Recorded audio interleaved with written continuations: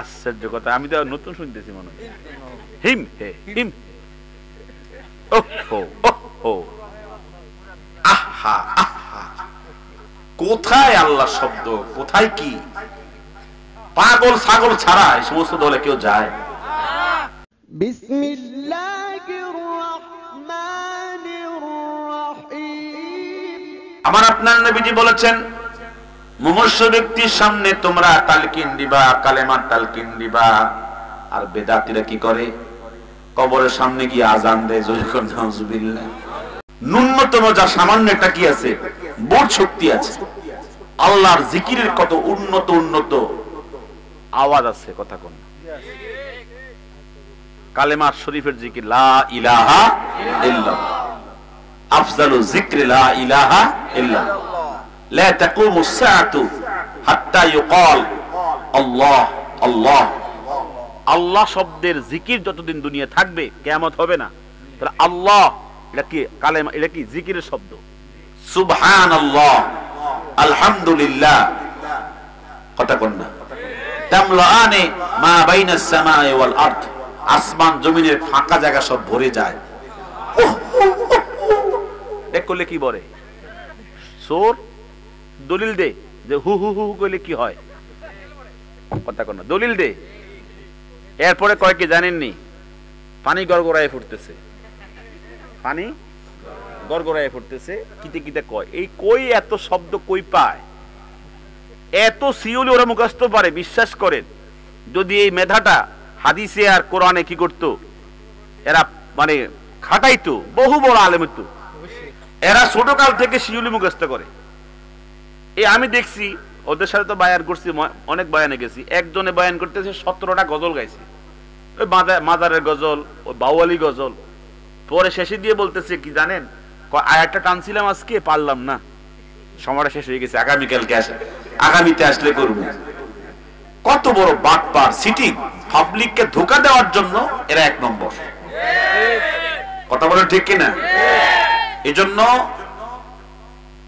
সতর্ক থাকবেন, সাবধান থাকবেন। জানি আবার বেশি হয়ে যেতেছে কিনা আমি বুঝতে পারতেছি না।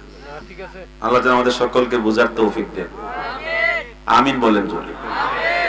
আমি এমনিতে এই সিদ্ধান্ত নিছি, আমার কয়েকবার অনেক কিছু শুনেছি, আমি নাকি এবার বাংলাদেশে দাওয়াত তাবলীগের কোনো কি নাই, ক্ষমতা নাই, আমারে এরা গায়েব করে নেবে।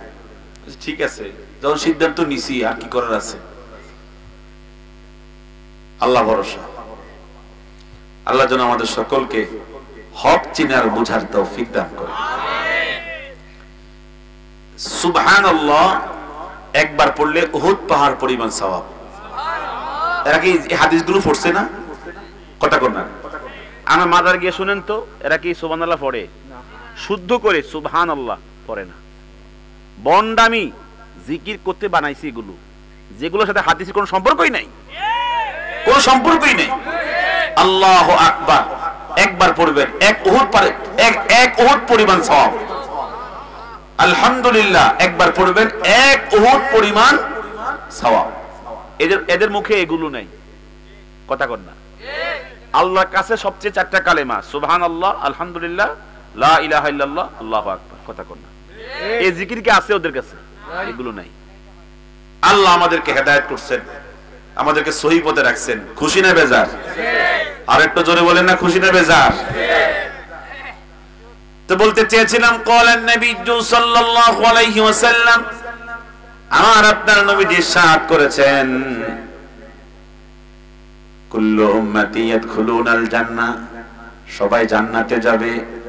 হাসরের মাঠে আমি সেজদায় পড়ে থাকব, আমি আল্লাহর প্রশংসা করতেই থাকব আর বলতেই থাকব, হাবলি উম্মতি রব্বি হাবলি উম্মতি, আমার উম্মত আমারে দিয়ে দেন।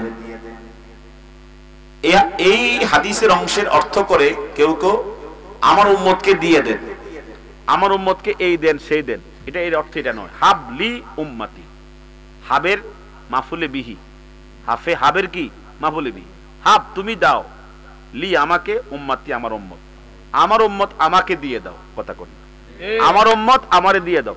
উম্মতকে কিছু দিয়ে দাও, এটা না। উম্মত গুলো আমারে দিয়ে দাও, কথা কর না। উম্মত গুলো কাকে দিয়ে দাও?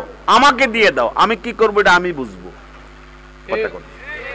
হুজুর বলবেন হাসরের মাঠে, হাবলি উম্মতি, আমার উম্মত আমারে দিয়ে দাও। এই অর্থ করেন না যে আমার উম্মতকে কিছু দিয়ে সন্তুষ্ট করে দাও, এটা না। উম্মত গুলো কি করো? আমারে দিয়ে দাও। হাবলি উম্মতি, আমার উম্মত আমারে দাও, আমি যা করার আমি করব। তো রাসূলকে আল্লাহ পাক বলবেন ইরফা রাসাকা, মাথা তোলেন। কুল তুসমা ইশফা তুশাফা সাল তুতা, আপনি বলেন কি বলতে চান, শোনা হবে। আপনি চান কি চাইবেন, দেওয়া হবে। আপনি সুপারিশ করেন, কার জন্য সুপারিশ করবেন, তার সুপারিশ মঞ্জুর হয়ে যাবে। হুজুরের কথা অনুমতি পাওয়ার পরে হুজুর বলবেন লা ইয়াবকা আহাদুম মিন উম্মতি ফিন্নার, বুখারী শরীফের কিতাবুত তাফসীরের বর্ণনা, যে আমার একটা উম্মত জাহান্নামে থাকবে না, এটা আমার চাওয়া পাওয়া। জোরে বলতে না সুবহানাল্লাহ। আল্লাহ পাক বলবেন ফেরেশতা আমার নবী সন্তুষ্টির জন্য উম্মতে মুহাম্মাদের 3 ভাগের 1 ভাগ জাহান্নাম থেকে মুক্তি দিয়ে জান্নাতে ঢুকায়া দাও, মারহাবা জোরে কোন। হুজুরকে আল্লাহ পাক বলবেন ইয়া রাসূলুল্লাহ, ইয়া হাবিবাল্লাহ, আপনার উম্মতের 3 ভাগের 1 ভাগ জাহান্নাম থেকে মুক্ত করে জান্নাতে দেওয়া হয়েছে। হুজুর তখন বলবেন ইয়া রাব্বাল আলামিন, আমার মালিক, তুমি যে দুনিয়ায় আমাকে অঙ্গীকার করেছো ওয়ালা সাউফা ইউতিকা রাব্বুকা ফাতারদা, যে আমি ওয়ালা সাউফা ইউতিকা, তিনি আল্লাহ তাআলা আপনাকে এমন দেওয়া দিবেন আপনি সন্তুষ্ট হবেন। আমি তো সন্তুষ্ট হই নাই। আমি সন্তুষ্ট? আপনি 3 ভাগের মাত্র 1 ভাগ দিবেন জান্নাতে, আমি এখনো সন্তুষ্ট? লা ইয়াবকা আহাদুম মিন উম্মতি ফিন্নার, আমার একজন উম্মত জাহান্নামে থাকবে না।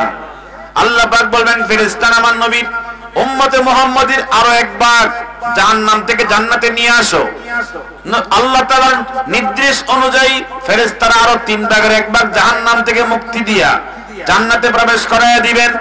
আল্লাহ পাক এই সিদ্ধান্তের পর আমার নবীজি সিজদার মধ্যে থাকবেন, আল্লাহর প্রশংসা করতেই থাকবেন। আল্লাহ পাক বলবেন ইরফা রাসাকা, দুস্থ হাবিব মাথা তোলেন। কুল তুসমা ইশফা তুশাফা সাল তুতা, আপনি যা বলবেন তা শোনা হবে, যা চাইবেন তা দেওয়া হবে, ঠিক কি না? আপনি যার জন্য সুপারিশ করবেন তার সুপারিশ মঞ্জুর হবে। আল্লাহ রাসূল বলবেন লা ইয়াবকা আহাদুম মিন উম্মতি ফিন্নার, একজন উম্মত জাহান্নামে বাকি থাকতে পারবে না। আল্লাহ পাক তখন বলবেন ইয়া রাসূলুল্লাহ, আপনাকে সন্তুষ্ট করব, পুরোপুরি সন্তুষ্ট করব, একজন উম্মত জাহান্নামে থাকবে না, সব জান্নাতে চলে যাবে। ফেরেশতারা আমার নবীর সমস্ত উম্মতকে জাহান্নাম থেকে মুক্তি দিয়ে জান্নাতে ঢুকায়া দাও। জবান খুলে কর সুবহানাল্লাহ। ফালা ইয়াবকা আহাদুম মিন উম্মতি ফিন্নার, একজন উম্মত জাহান্নামে থাকবে না, সব জান্নাতে চলে যাবে। কিছুক্ষণ পরে নকল উম্মত, বিদআতি উম্মত, কোন উম্মত? বিদআতি নামদারি সুন্নি, যারা সুন্নতের ধারে কাছেও নাই কিন্তু নিজে নিজে সুন্নি দাবি করে, এরা তো বিদআতি। তারা বলবে ইয়া রাসূলুল্লাহ, সবাইকে সুপারিশ করে জান্নাতে নিয়ে গেলেন, আমরা কি দোষ করলাম, আমাদেরকে সুপারিশ করলেন না কেন? ইশফিলানা, আমাদেরকেও সুপারিশ করেন। হুজুর তো মনে করবেন আল্লাহ তো বলেছে আমাকে একজন উম্মত জাহান্নামে নাই, এখন তারা কারা আমাকে দাবি করতেছে উম্মত। হুজুর যখন অন্তর দিয়ে একটু মহব্বত দেখানোর জন্য চেষ্টা করতে যাইবেন, আল্লাহ পাক তখন বুঝবেন আমার নবী বলে দিলে তো আমি না পাইরা, আমি আর না করতে পারতাম না, কথা কোন না। সাথে সাথে আমার নবীর সামনে পর্দা পড়ে যাবে। কি পড়ে যাবে? কথা, এটা হিজাব পড়ে যাবে। আমার নবী ওদের ভাষাও শুনবেন না, ওদের দিকে তাকাইয়াও দেখবেন না, এবং তাদের আওয়াজ নবীদের কানে আসবে না। আল্লাহ রাসূলকে আল্লাহ পাক বলবেন হুজুর আপনি ওদের জন্য সুপারিশ করলে কোনো কাজ হবে না, এরা আপনার উম্মত না, এরা হলো 2 নম্বর উম্মত, নকল উম্মত, এরা হচ্ছে বিদআতি উম্মত। সুকান লিমান গায়্যারা মিন বাদি, আপনি বলে দেন তোমরা ভেগে যাও, ভেগে যাও, তোমরা দূর হয়ে যাও, দূর হয়ে যাও, তোমরা আমার দ্বীনের মধ্যে 12টা বাজাইছো, কথা কোন ঠিক কি না? সুকান ভেগে যাও, দূর হয়ে যাও, লিমান গায়্যারা মিন বাদি, আমার ইন্তেকালের পরে। আমার আপনার নবীজি বলেছেন ফাইন্না খায়রাল কালামি কিতাবুল্লাহ, সবচেয়ে শ্রেষ্ঠ কথা কার কথা? আল্লাহর কথা। ওয়া খায়রাল হাদি মুহাম্মদ, সবচেয়ে শ্রেষ্ঠ হেদায়েত হযরত মুহাম্মদ সাল্লাল্লাহু আলাইহি সাল্লামের হেদায়েত। ওয়া শাররাল উমুরি মুহদাসাতুহা, সবচেয়ে নিকৃষ্ট কাজ হলো ইসলাম ধর্মের মধ্যে নতুন নতুন আবিষ্কার করা। ওয়া কুল্লু মুহদাসাতিন বিদআহ, প্রত্যেক ইসলাম ধর্মে নতুন নতুন আবিষ্কার হলো কি বিদআত। ওয়া কুল্লু বিদআতিন দালালা, আর প্রত্যেক বিদআত হচ্ছে গোমরাহি। ওয়া কুল্লু দালালাতিন ফিন্নার, প্রত্যেক গোমরাহি জাহান্নামে নিবে। ঠিক কি না বলে? এজন্য আমার আপনার নবীজি বলেছেন, মান ওয়াক্কারা সাহিবা বিদআতিন, যদি কোন ব্যক্তি কোন বিদআতিকে সম্মান করে, কাকে সম্মান করে? কোন বিদআতিকে সম্মান করে, ফাকান্নাহু আ'ানা আলা হাদামিল ইসলাম, সেজন্য ইসলাম ধর্ম ধ্বংস করার জন্য সাহায্য করেছে। নাউজুবিল্লাহ জোরে বলে। আজকে থেকে কোন বিদআতিকে সম্মান করব না। হাত তুলতে পারবেন? আরে আশ্চর্য কথা, হাত তুললে কষ্ট হইতেছে। হাত তুলে বলেন, কোন বিদআতিকে সম্মান করব না। ঠিক কিনা বলেন? কারণ বিদআতিকে সম্মান করলে ইসলাম ধ্বংস করার কি হবে? গুনাহ হবে। জবান খুলে কোন নাউজুবিল্লাহ। এই কারণে আমার আপনার নবীজি বলেছেন, যদি কেউ বিদআত করে তার আমল কোনো কবুল হবে না, নামাজ পড়লেও কবুল হবে না, হজ করলেও কবুল হবে না। আল্লাহ পাক বিদআত থেকে আমাদেরকে হেফাজত করেন। জোরে আমিন বলেন। আমি এক জায়গায় আরো 3-4 বছর আগে বয়ান করতে গেছি, কসবায়, ব্রাহ্মণবাড়িয়া। আমার টোকেন দিছে, কবরের মধ্যে মাইয়ের দাফন করার পরে আজান দেওয়া কি? আমি বললাম, কবরের মধ্যে আজান হবে কেন? আজান তো হবে মসজিদে। ওরা ওখানে তো সেজদা করে, আল্লাহ এখানে আজান দেয়। কথা কই না, একটা সেজদার কারখানা খুলছে। আজান হবে কোথায়? আমি যখন টোকেন পাইলাম, দিলাম ফতোয়া, মাইয়াতকে দাফনের পরে ইমাম মোল্লা আলী কারি মেরকাতুল মাফাতিহের মধ্যে লিখেছেন, লাকিনু মাউতাকুম বিলা ইলাহা ইল্লাল্লাহ। নবীজি বলেছেন, তোমরা মওতের মৃত্যু ব্যক্তির কাছে গিয়ে, মুমূর্ষু ব্যক্তির কাছে গিয়ে তোমরা কালেমা তালকিন করো। হাদিসের ব্যাখ্যা ইমাম মোল্লা আলী কারি লিখেছেন, তোমরা কুলু, তোমরা বলো, আল্লাহুম্মা সাব্বিতহু বিল কওলি সাবিত বিলা ইলাহা ইল্লাল্লাহ। আল্লাহ তুমি তাকে, মাইয়াতকে কবর দেওয়ার পরে, দাফন করার পরে কবরের উপর থেকে একজন বলবে এই কথা, আল্লাহুম্মা সাব্বিতহু বিল কওলি সাবিত বিলা ইলাহা ইল্লাল্লাহ। আল্লাহ এই লোকটাকে লা ইলাহা ইল্লাল্লাহ এই কালেমায়ে তৈয়্যিবার উপরে অটুট রাখো, অবিচল রাখো। এই কথা আসছে, মুহাদ্দিসিন کرام লিখেছেন, একজন ব্যক্তি কবরের উপর থেকে বলবে, উলিয়া ফুলান, হে আল্লাহর বান্দা বলো, হে ওমর তুমি বলো, নাম বলবে, ইয়া আব্দুল মালিক, যে লোকটা মারা গেছে তাকে বলবে, কুল তুমি বলো, রাদিতু বিল্লাহি রাব্বা ওয়া বিল ইসলামি দীনা ওয়া বি মুহাম্মাদিন নাবিয়্যান ওয়া রাসূলা। তালকিনের আরেকটি প্রকার বলা হয়েছে, তোমরা সূরাতুল বাকারার প্রথম কয়েক আয়াত তার পায়ের সামনে এসে তেলাওয়াত করে দাও, আর সূরাতুল বাকারার শেষের আয়াতগুলো তার মাথার সামনে এসে তেলাওয়াত করে দাও। এই লোকটা বিপদ মুক্ত হবে, এই লোকটা কালেমার উপরে ফেরেশতাদের জবাব দিতে সহজ হবে। জোরে কন্যা সুবহানাল্লাহ।